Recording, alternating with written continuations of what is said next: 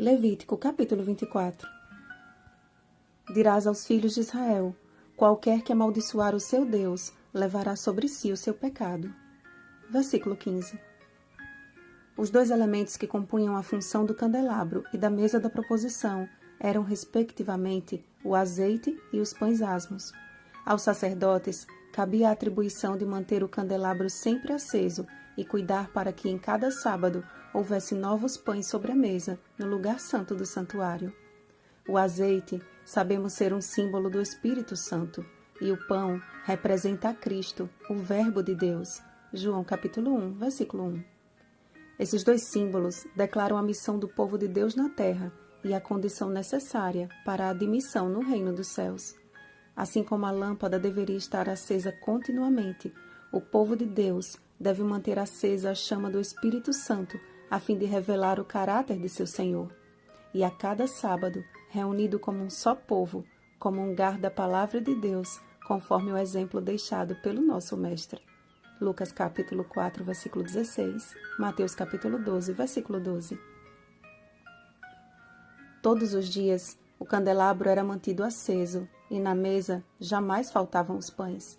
Deus coloca à nossa disposição a constante guia do Espírito e a porção diária de sua palavra.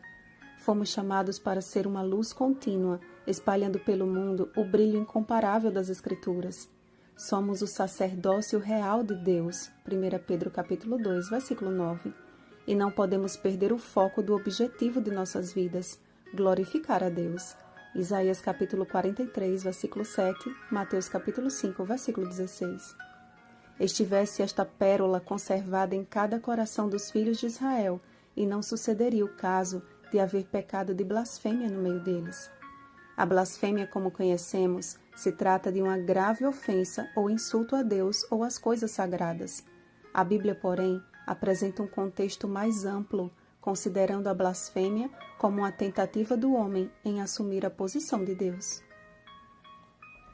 Certa feita, quando Jesus estava em Cafarnaum, antes de operar a cura de um paralítico, ele fez a polêmica declaração de que perdoava os pecados daquele homem, sendo acusado por isso de blasfêmia. Marcos capítulo 2, versículo 7. Da mesma forma, quando levado preso e colocado diante do sinédrio, a sua resposta ao sumo sacerdote, afirmando ser o Filho de Deus, provocou grande alvoroço entre a turba acusadora e a pronta acusação. Blasfemou. Mateus capítulo 26, versículo 65. Blasfêmia, portanto, refere-se a assumir uma função que só a Deus pertence ou tentar assumir o seu lugar. Jesus não blasfemou, pois que ele era o próprio Deus. Mas aquele que desde tempos antigos ambiciona ocupar o lugar do Altíssimo, tem trabalhado incansavelmente para que o homem também conserve a mesma ambição. O profeta Daniel declarou que surgiria um poder que cuidaria em mudar os tempos e a lei. Daniel capítulo 7, versículo 25. Assumindo então uma função que só a Deus pertence. O princípio bíblico é muito claro. Ninguém é autorizado a acrescentar ou a tirar palavra alguma das Escrituras.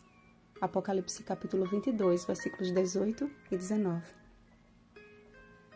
Precisamos, amados, nos apegar firmemente à fé que nos é qual escudo contra os enganos do maligno, e somente mediante o Espírito Santo nossas lâmpadas permanecerão acesas até as bodas. No livro do Apocalipse, vemos que o candelabro é um símbolo da igreja. Apocalipse capítulo 1, versículo 20. Mas de acordo com a parábola proferida por Jesus, em Mateus capítulo 25, versículos 1 ao 13, não basta ser candelabro, não basta ser igreja. Afinal, do que vale uma lâmpada que não ilumina? A presença do Espírito Santo deve ser real e constante no meio do povo do Advento. A lâmpada também simboliza a palavra de Deus. Salmo 119, versículo 105. Mas do que vale o conhecimento da Bíblia sem o poder do Espírito? Estamos vivendo, creio eu, a maior crise de identidade da história da Igreja de Deus. Há uma letargia sem precedentes no meio do povo de Deus. Onde estão os raios de luz que irradiavam do céu quando Lutero pregava com ousadia a verdade que os homens desprezavam? Onde estão aqueles que, qual Guilherme Miller, Não descansavam enquanto não ouvissem a voz de Deus a lhes conceder mais luz. O grande conflito está à beira de seu desfecho, e a menos que estejamos qual tochas acesas pelo Espírito Santo, não conseguiremos discernir o tempo sobremodo decisivo de nossa peregrinação. Despertai, Igreja do Deus vivo, despertai. E isto digo a vós outros que conheceis o tempo. Já é hora de vos despertardes do sono, porque a nossa salvação está agora mais perto do que quando no princípio cremos. Romanos capítulo 13, versículo 11. Uma feliz semana, Igreja reavivada pelo Espírito Santo. Rosana Garcia Barros.